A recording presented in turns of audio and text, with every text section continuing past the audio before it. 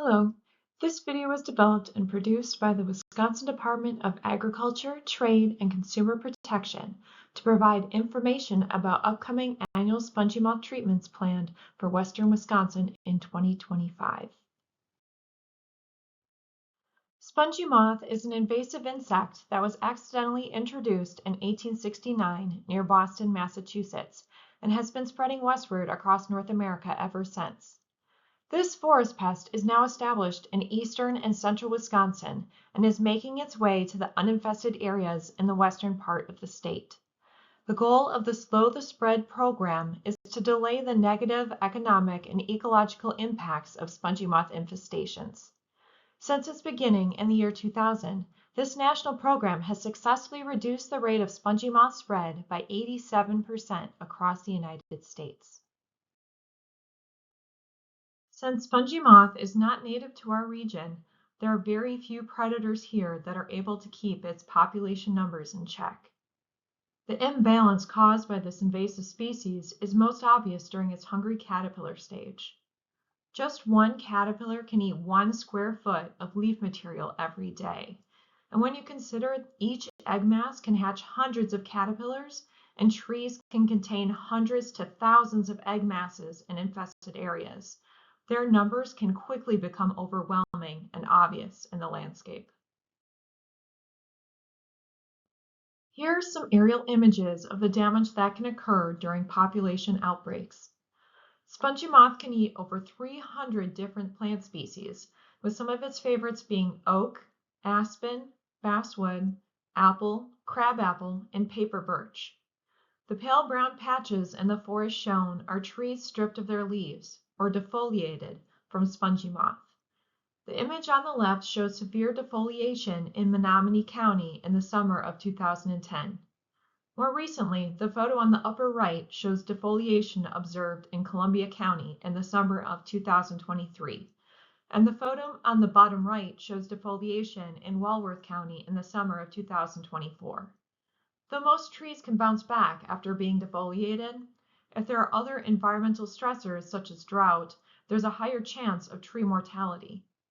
Landowners and businesses can utilize treatments and other strategies to protect trees from spongy moth, but these can take a lot of time, effort, and money. Here are some examples of news articles over the past few years documenting issues this insect can present during population outbreaks. Not only can they defoliate trees, but they also have hairs that can irritate the skin when handled. Since caterpillars grow up to 2 inches in length, often gather at nuisance levels, and are very mobile, they can be hard to avoid during outbreaks. It is common to be able to hear the sound of their poop or frass falling onto leaves or other surfaces below the trees. Spongy moth management is comprised of 2 elements, trapping and treatment, both of which are tied closely to the life cycle and biology of this insect. Spongy moth eggs are laid in late summer and remain as eggs throughout the winter and early spring. In Wisconsin, eggs hatch in late April or early May. Shortly after the eggs hatch, BTK treatments are applied. This usually occurs in mid-May through early June because BTK treatments are most effective when the caterpillars are small. Caterpillars feed and grow throughout June and July. In Wisconsin, caterpillars pupate beginning in late June.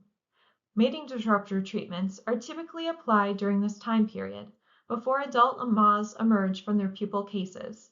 Traps are placed in the landscape from May through June so that all traps are set in place before adults emerge in early July and males begin to fly in search of flightless female moths. Traps remain up throughout the summer and are taken down in late summer and early fall once male moth flight has ended.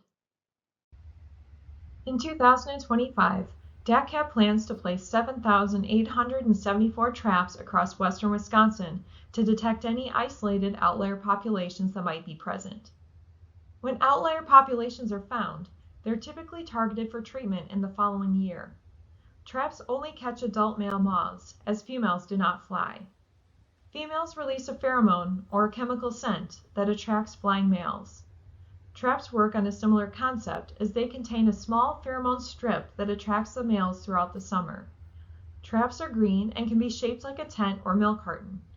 Traps are often placed on the side of the road or in public locations, so you may see them across the state. When roadside traps catch more spongy moths than expected, program staff sometimes set more traps in a smaller area the next year to pinpoint the source of the population. In these situations, trappers may seek to set traps on private property.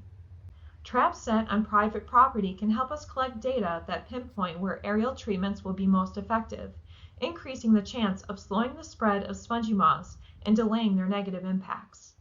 However, residents are always welcome to opt out of having traps on their land.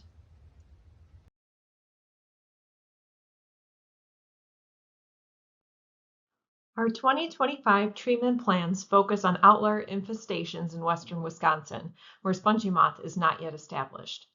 This year, we will spray 2,975 acres with BTK, which includes 15 sites across 5 counties. These counties include Buffalo, Dunn, Grant, Lafayette, and Pepin. BTK treatments occur from mid-May to early June. Areas scheduled for these treatments may receive 1 or 2 applications depending on infestation severity. We will also spray 66,090 acres with a mating disruptor at 10 sites across 7 counties. These counties include Barron, Buffalo, Dunn, Grant, Lafayette, Polk, and St. Croix. Treatments consist of 1 application and occur from late June to mid-July. The easiest way to view treatment sites is by using the interactive map at the web address or QR code shown on the screen. This web page can also be reached through the main DACCAP website at dacap.wi.gov.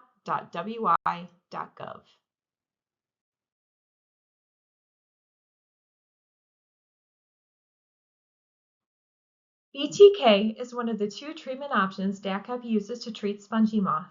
The active component of BTK is a naturally occurring soil bacterium, Bacillus thuringiensis, variation Kerstaki. This bacteria interferes with the digestive system of small spongy moth caterpillars and degrades from the landscape within 3 to 7 days of application. BTK is environmentally friendly and is used in areas with dense spongy moth populations. The product we will be using is called 4A48B, produced by Valent Biosciences. It is a registered organic product with the Organic Materials Review Institute, or OMRI.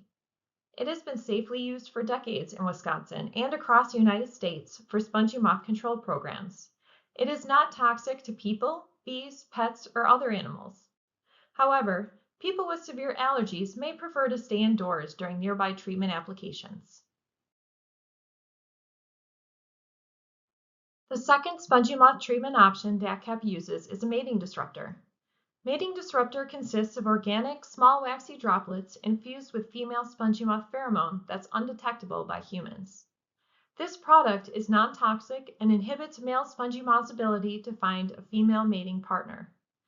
When an area is treated with mating disruptor, the scent of the female moth floods the area, which confuses male spongy moths and causes them to fly aimlessly in search of females. At this point in the season, spongy moths are at the end of their life cycle and die of natural causes without mating and reproducing. This decreases the amount of egg masses in the treatment area and lowers the spongy moth population the following year. Mating disruptor is only used to treat low to moderate density populations along the leading edge of the expanding range of spongy moth. The trade name of the product used is Splat Gypsy Moth Organic, produced by ISCA Technologies.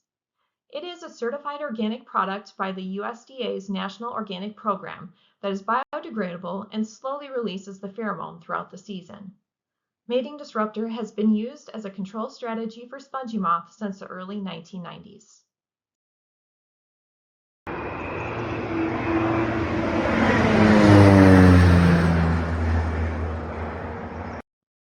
What to expect on the day of treatment. All treatments are applied by small yellow airplanes. Treatments begin early in the morning, just after sunrise, based on the need for low wind and high humidity. The planes are loud and fly very low. Each plane follows a specific flight plan, and pilots do not apply treatment products when flying over non-wooded areas, such as open water, crop fields, and prairies. There are a variety of ways to find more information about spongy moth management and contact us if you have any remaining questions or concerns. We have a toll-free hotline number where you can talk to staff directly, leave a message, or hear a pre-recorded message about treatment plans. You can also email us at spongymoth@wi.gov or visit the DACAP Spongy Moth Aerial Spray website at SMAerialSpray.wi.gov. This website contains extensive information about spongy moth and our treatment program and offers helpful links to other resources. It also has an interactive web map which shows treatment locations across the state. As we near the start of our treatment season, daily updates by county are posted on our DACAP Facebook and X accounts. Additionally, all addresses within or near a treatment site will receive a notification postcard with our contact information. Please feel free to call the Spongy Moth hotline at 1-800-642-MOTH or 6684 or email spongymoth@wi.gov for treatment updates or to talk to a state agency about treatment plans. Thank you for watching.